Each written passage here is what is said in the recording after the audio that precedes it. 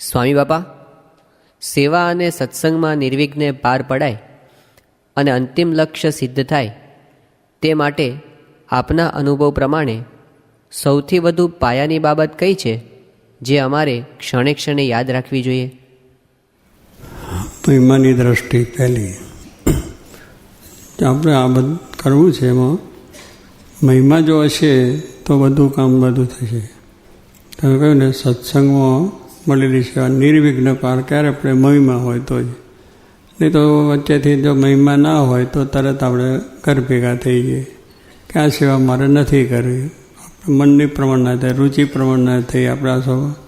પણ એ નથી અહીંયા આગળ. અહીંયા એક જ વસ્તુ છે કે મહિમા હશે તો ગમે એટલું તમને માન થશે, અપમાન થશે, પણ એ સેવા તમે કરવાના છો ને કરવાના છો જ.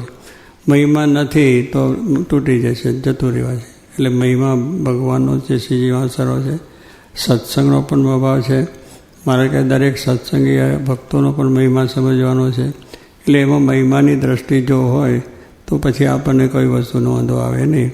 એટલે હવે મળેલી સેવા નિર્વિઘ્ન પાર ત્યારે પડે. મહિમા ના હોય તો અડધેથી મૂકીને જતો રહે કે હવે શું માથાકૂટ કૂટાકૂટ કરવી છે, આપણી કાને પડી નથી.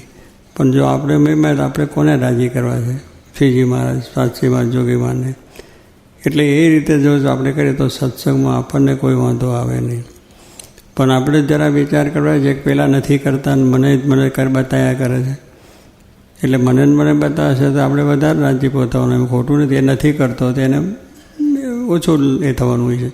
અગર મહારાજની ઈચ્છા છે તો એટલે મારે કંઈ મળી જવા. નિર્વિઘ્ન એટલે કોઈનો અભાવ ના આવે, આજ્ઞા આવે, કોઈની ગૌણતા ના આવે, આપણી નિયમ ધર્મો ગણતા ના આવે, કથા વાર્તામાં ગૌણતા ના આવે, કોઈ પણ કાર્ય સોંપેમાં ગૌણતા ના આવે. નહીં તો ગૌણતા આવી જાય ને. નિર્વિઘ્ન એટલે વિઘ્ન આવ્યું, કારણ કે આપણે પેલું જોયું અને એ નિર્વિઘ્ન. પણ મહિમા હોય બધું સારું જ છે.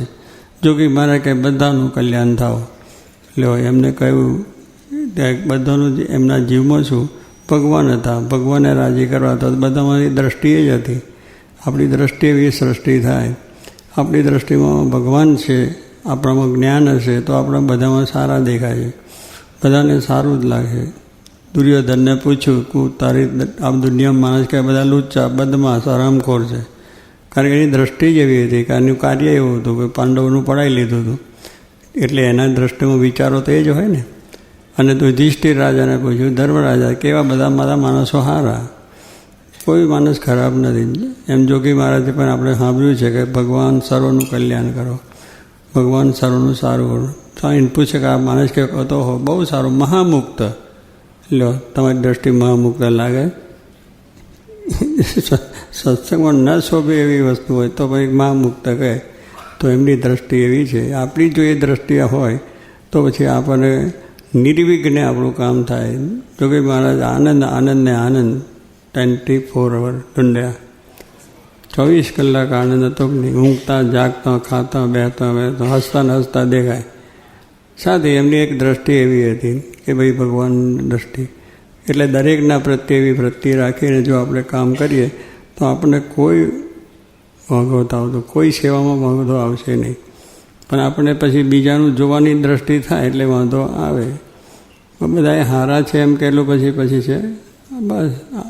અને સ્વામીએ તો ત્યાં સુધી વાત કરી કે બધા સમજે છે અને હું નથી સમજતો. તમે પણ ત્યાં પ્રિન્સિપલ હોય ને તો તમારે એમ જ માનવાનું છે કે આ બધા છોકરા ભણે છે તો સર્વોપરી હું જ મૂર્ખ છું. સમજાય? હા, તો પછી આપણે વાંધો ના. આપણે મને મૂર્ખ કહ્યો એટલે બધા છોકરા કહે ગેટ આઉટ, નીકળી જાઓ બહાર. અને પહેલાં કહ્યું હોય કે તમે આવા છો, સારું, આપણે ભણાવવું છે ને પ્રિન્સિપાલ છે એટલે થાય.